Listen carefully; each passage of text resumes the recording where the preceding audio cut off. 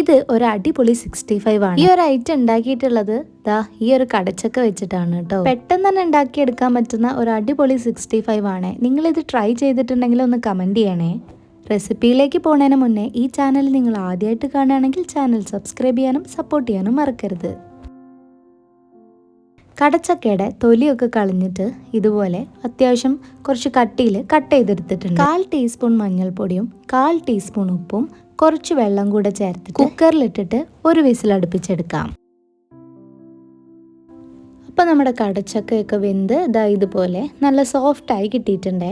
ഇനി ഒരു പാത്രത്തിലേക്ക് 1 ടേബിൾ സ്പൂൺ തൈര്, 1 ടീസ്പൂൺ കാശ്മീരി ചില്ലി, 1/2 ടീസ്പൂൺ കുരുമുളക് പൊടി, 1/4 ടീസ്പൂൺ ഉപ്പും 1 ടീസ്പൂൺ ഇഞ്ചി വെളുത്തുള്ളി പേസ്റ്റും 2 ടീസ്പൂൺ കോൺഫ്ലവറും കൂടെ ചേർത്തിട്ട് നന്നായിട്ടൊന്ന് മിക്സ് ചെയ്തെടുക്കുക. എന്നിട്ട് നമ്മൾ വേവിച്ച് വെച്ചിട്ടുള്ള കടച്ചക്ക ഇതിലേക്ക് ഇട്ടിട്ട് വീണ്ടും നല്ലപോലെ ഒന്ന് മിക്സ് ചെയ്തെടുക്കുക. മസാലയൊക്കെ അതിൽ നല്ലപോലെ പിടിച്ചാൽ നമുക്കിതിനെ ഒരു 10 മിനിറ്റ് ഒന്ന് റെസ്റ്റ് ചെയ്യാൻ വെക്കാം.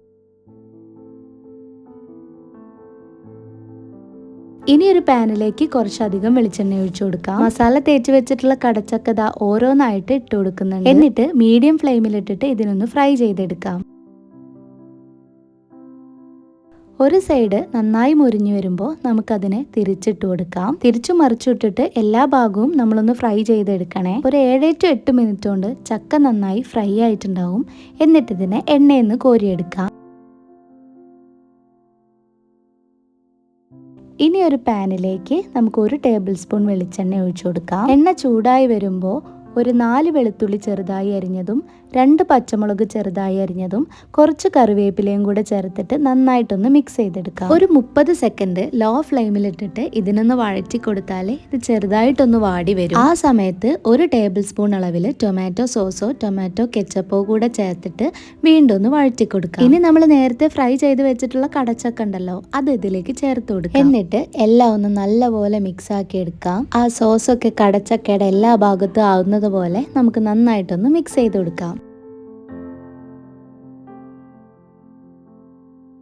ഫൈനലി നമ്മുടെ കടച്ചക്ക 65 ഇവിടെ റെഡി ആയിട്ടുണ്ട്. അപ്പം നമുക്ക് ഫ്ലെയിം ഓഫ് ചെയ്യാം. ഇനി ഇതിനെ ഒരു പ്ലേറ്റിലേക്ക് മാറ്റാം. കുഴപ്പമൊന്നുമില്ല കേട്ടോ, അത്യാവശ്യം ടേസ്റ്റ് ഒക്കെ ഉണ്ട്.